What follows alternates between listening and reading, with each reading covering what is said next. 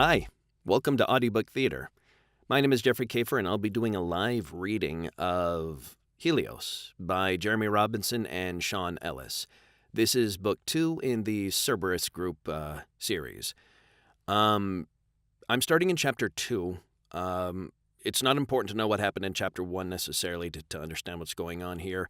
The Cerberus group is a group put together to explore unexplained phenomena, and they are in a cave deep in Russia. So that's kind of all you need to know. Other than Fiona, one of the characters, she's a teenager, or college, I guess, at this point, and she has a special power. So you'll understand what that means when you run across it. Anyway, this is actually the audiobook recording session. What I'm doing now will be on the retail book, so you're getting a little slice of how an audiobook is made. When I make a mistake, and I will, you'll see me stop, do something on the computer real quick. You'll hear some playback of what I had already done, and then you'll hear me continue on. That's called punch and roll, and that's how we make audiobooks. So here it is, and I hope you enjoy it. Thanks.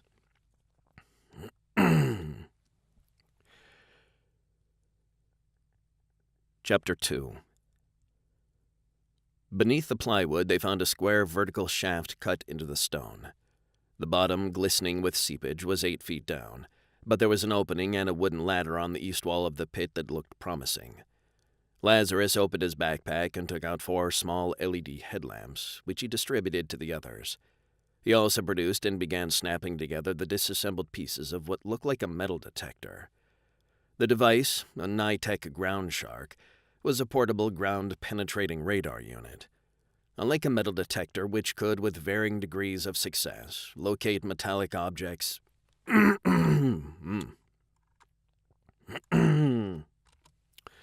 ground-penetrating radar unit. Unlike a metal detector, which could, with varying degrees of success, locate metallic objects buried a foot or so below the surface, the ground shark's GPR could detect non-metallic objects, density changes, and void spaces. Any of those might indicate sealed chambers and passages, and the ground shark could detect them through several feet of solid ground. While ground-penetrating radar could not plumb all the secrets of Archaeum, a quick sweep of the sight could point the way to those secrets, or confirm that there were none to be found. Oh, no. Said the name of the place wrong, too. Detect them through several feet of solid ground. While ground-penetrating radar could not plumb all the secrets of Archaeum, a quick sweep of the sight could point the way to those secrets, or confirm that there were none to be found. Once the GPR unit was assembled, they had descended the ladder and headed into the passage. As they moved forward, Pierce moved the ground shark back and forth, not only across the floor but also up and down the walls. Although the uniform dimensions of the tunnel bore witness to the labor of the ancient artisans, the meandering course of the tunnel suggested that the workers had enlarged naturally occurring fissures in the limestone, which the GPR revealed to be solid. After 50 feet, the tunnel opened into a large chamber, with 3 more passages radiating away in different directions, like the spokes of a wheel. "I'll sweep this room," Pierce said. "You guys scout the passages. Be careful. We can't afford to lose anyone in here." "Yes, Dad," Gallo said. Fiona giggled for a moment, but then seemed to grow more serious. As she studied the passages, contemplating the choices, Pierce saw her lips moving ever so slightly. He exchanged a glance with Gallo, who just nodded, confirming his suspicions. Fiona was using the mother tongue, asking the earth to tell her which way to go. Or trying to, anyway. After a few seconds of this, she started down the middle passage, but whether it was because the ground had spoken to her or just a lucky guess, there was no telling. "You think she knows something?" he whispered. Gallo shrugged. "I wouldn't bet against her."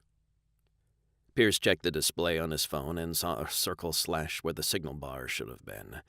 Zdanovich had likely already discovered that they weren't there in any official capacity, and might even have contacted the authorities. Pierce didn't think their deception would warrant an arrest, but they could be kicked off the site and deported. Gambling on whether or not Fiona had sent something during her communion with a stone was exactly what he was going to have to do, and time was the currency at stake. "All in," he said, heading after the young woman. Gallo and Lazarus fell in behind him. The passage sloped downward, the gradients slight but constant.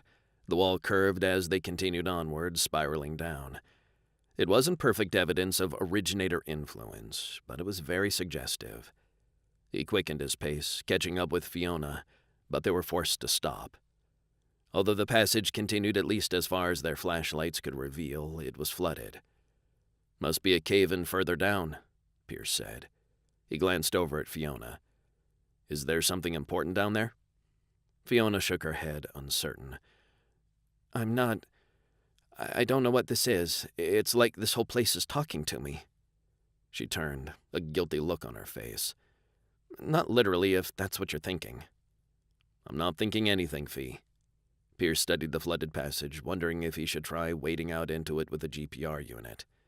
"And if I find something," he thought, "then what?" "If we could shift whatever's blocking the passage," Lazarus said, "it might drain out.